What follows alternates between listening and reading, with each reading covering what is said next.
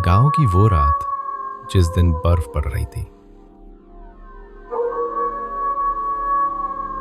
गांव की गलियां सुनसान थी, मानो किसी होने वाली घटना का संकेत दे रही हों। ऊपर से बहती ठंडी हवा बदन को ठिठुरा रही थी। सभी गांव वालों के घर के सामने आग जल रही थी।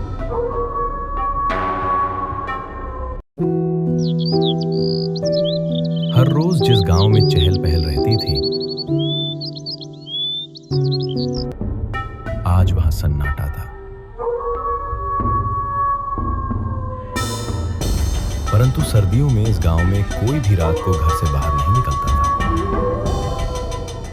क्योंकि गांव वाले जानते थे कि सर्दियों में वो आता है। इस बात से अनजान चार दोस्त उस गांव में आए।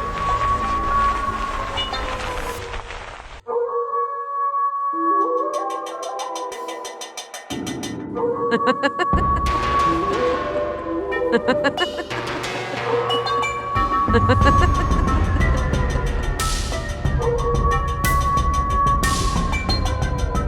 फिर उस वक्त के बाद वे कभी गांव में दिखाई नहीं दिए। कहा जाता है उन्होंने उसे देख लिया था और उसे जगा दिया था, जिसके बारे में गांव वाले कहते थे कि वो सर्दियों में आती है और तब कोई भी घर से बाहर नहीं निकलता। तो कहानी यहीं से शुरू होती है।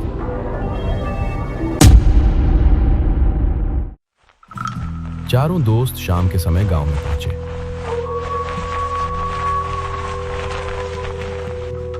रास्ते में बर्फ बढ़ती जा रही थी और मोबाइल नेटवर्क कब का खत्म हो चुका था। गांव में कदम रखते ही उन्हें अजीब सा एहसास हुआ।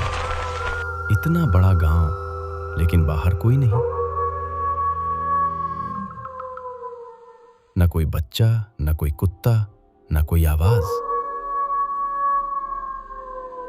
सिर्फ अलाव की आग और उसके चारों ओर बैठे लोग, जो सिर झुकाए चुपचाप बैठे थे।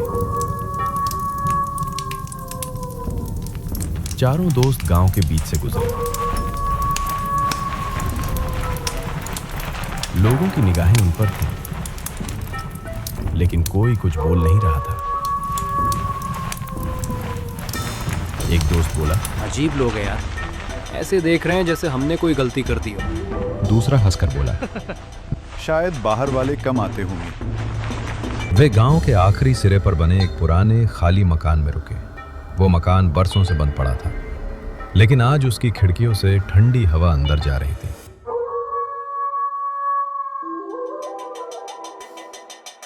जैसे जैसे रात बढ़ी, हवा और ठंडी होती चली गई। अलाव की आग भी ठीक से गर्मी नहीं दे पा रही थी।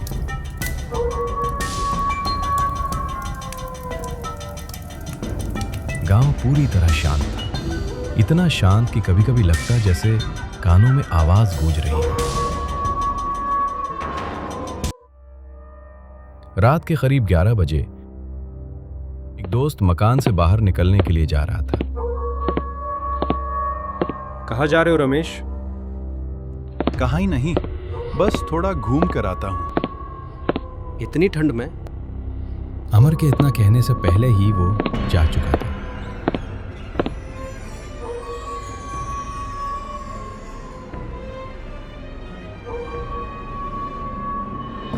कुछ देर बाद वो वापस आया।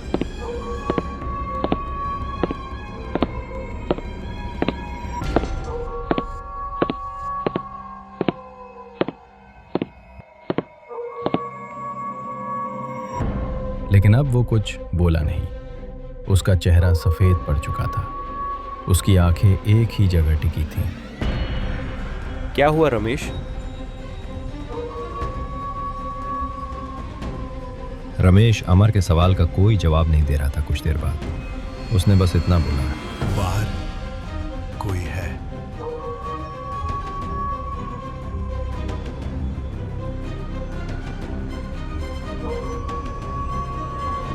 रमेश की बात सुन के सब दोस्त बाहर निकले, लेकिन वहां कुछ नहीं था। था तो बस बर्फ पे कुछ निशान, जो ना इंसान के थे और ना ही जानवर के। निशान ऐसे थे जैसे किसी ने घसीटते हुए चलना शुरू किया, और वे निशान घर के चारों ओर घूम रहे थे।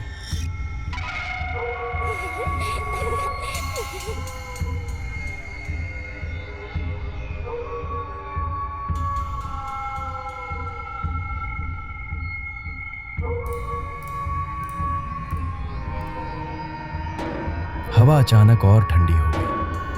गांव की तरफ से कुत्तों के रोने की आवाज आई, लेकिन किसी कुत्ते का दिखाई देना नामुमकिन था।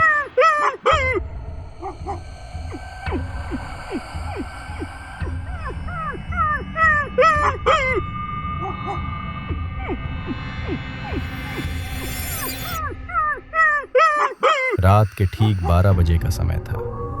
हवा पूरी तरह थम चुकी थी, सिर्फ बर्फ गिर रही थी, और लकड़ियों की आग भी अब केवल हल्की चमक दे रही थी।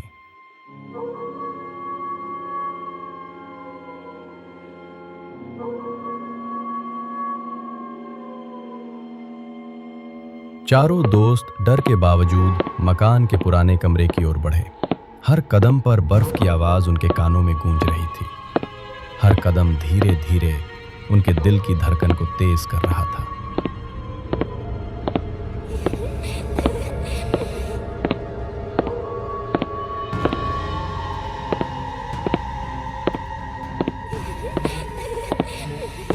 तभी उन्होंने देखा, कमरे के अंधेरे कोनों में कुछ हलचल हुई।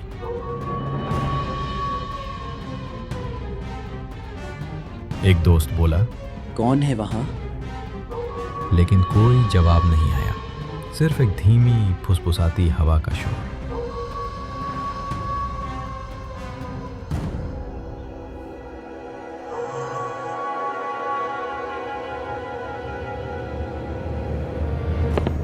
वे धीरे धीरे कमरे के बीच में पहुंचे, और तभी वो दिखाई दी। एक सफेद लिबास वाली आकृति, चेहरा बर्फ और धुंध में ढका हुआ,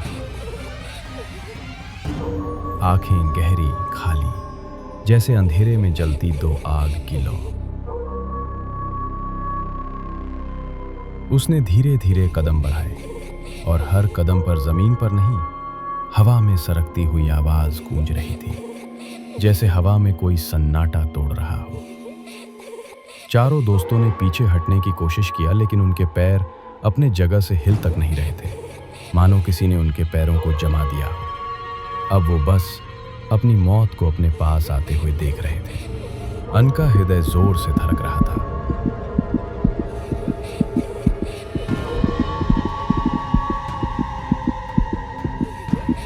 तभी वो धीरे धीरे बोली, तुमने मुझे देखा, तुमने मुझे जगा दिया। आवाज इतनी धीमी थी कि लग रहा था कि वो उनके दिमाग में सीधा घुस रही हो। एक दोस्त जोर से चिल्लाया, हमने कुछ नहीं किया। लेकिन मानो उसके शब्द कमरे की ठंडी हवा में खो सा गया था।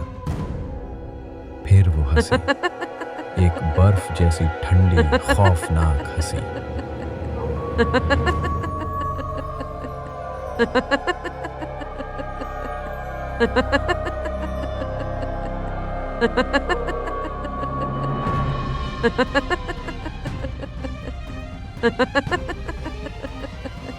वो घूमकर उनके चारों तरफ चल रही थी, और हर बार उसके सफेद कपड़े हवा में लहराते हुए, जैसे उसका शरीर कहीं और भी फैल रहा हो।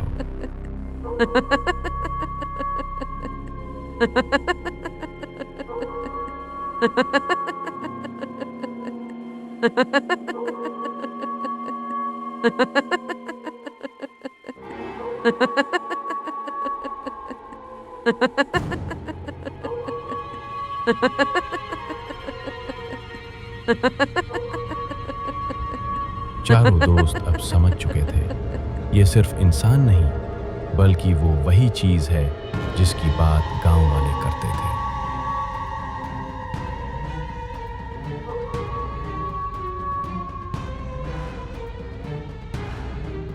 तभी हवा अचानक और तेज हुई।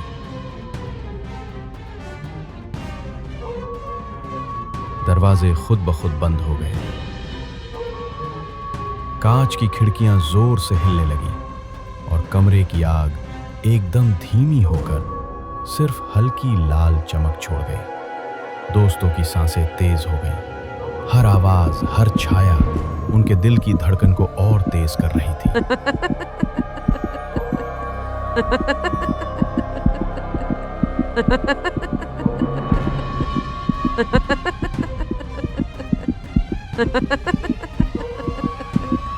और वो धीरे धीरे उनके सामने आई। उसकी आंखें सीधे उनके ऊपर थीं। अब उनको पूरा विश्वास हो गया था कि अब उनका जीवन नहीं बचेगा। उन लोगों को लग था कि उनकी सांस रुक रही हो।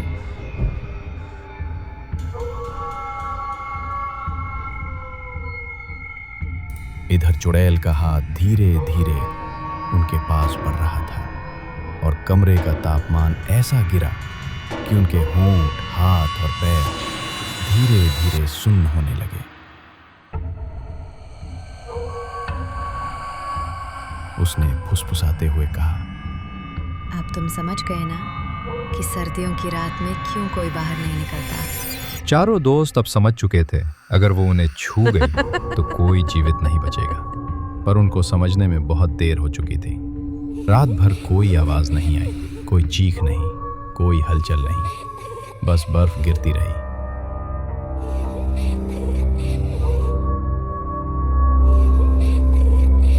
और जब सुबह हुई, मकान खाली था।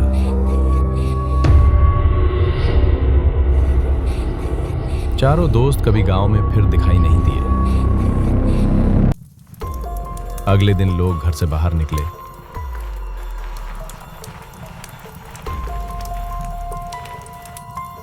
गांव वाले इकट्ठा हुए। सब अपने घर के सामने आग जलाकर अगल बगल बैठे हुए थे। सबकी आंखों में डर था। एक व्यक्ति ने कहा, क्या किसी ने उन लोगों को नहीं बताया था कि रात में कोई बाहर नहीं निकलता? दूसरा बोला, रात में वो आता है और उन लोगों ने उसे छेड़ दिया है। थोड़ी देर चुप्पी रही। फिर किसी ने कहा, अब हमारा क्या होगा हमें नहीं पता, न जाने उसका अगला शिकार कौन होगा। तभी गांव के सबसे बुजुर्ग ने आग की तरफ देखते हुए कहा, अब रात में कोई भी घर से बाहर मत निकलना, नहीं तो वो जीवित नहीं बचेगा। उनकी बात से सब सहमत हो गए और सब ने मिलकर यह निश्चय किया कि रात में कोई घर से बाहर नहीं निकलेगा। रात होते ही कोई घर से बाहर नहीं निकला।